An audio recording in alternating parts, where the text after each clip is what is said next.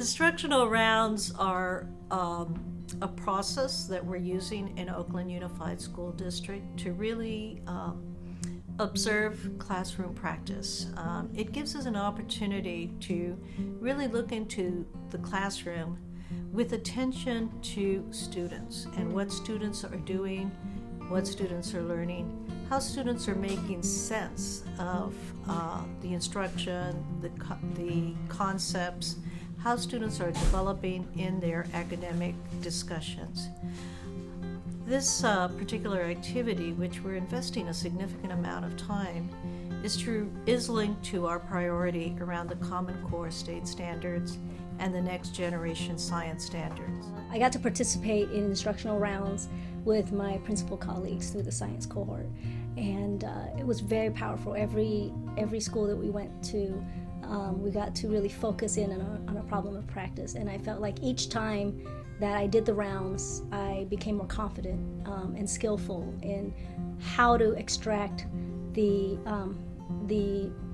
right evidence so that it can help me answer the problem of practice and then contribute to the conversation with my principal colleagues. As our problem of practice was to, how do students use evidence to support a scientific claim in their academic discussions.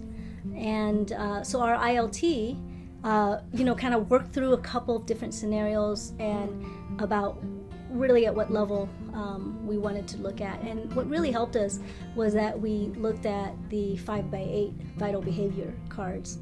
As an observer, it really changed my perspective on what I was doing as the instructional leader and how that was impacting the students or not impacting the students. So I was able to gain a deeper understanding of the things that I was doing in professional development and how that was being carried out and impacting the students. And it actually had me change a lot of my practices in order to gain a deeper impact with the students and impact their learning overall. We have to understand the fact that when you go in as an individual instructional leader, you don't see everything. And when your colleagues come together, they're able to observe something that you didn't see, or maybe something you missed. And then when you come together, you get this whole gambit of trends, patterns, looking at student learning and looking at student discourse. For instance, who's speaking, who's not speaking, who's elaborating, who's really having discourse. Is it the teacher and one student having the discourse, or is it 4 groups of students having discourse? How many students have the opportunity to participate but don't? And when you get the colleagues that coming together, you get all these trends, you get all these patterns, and then you problem solve together.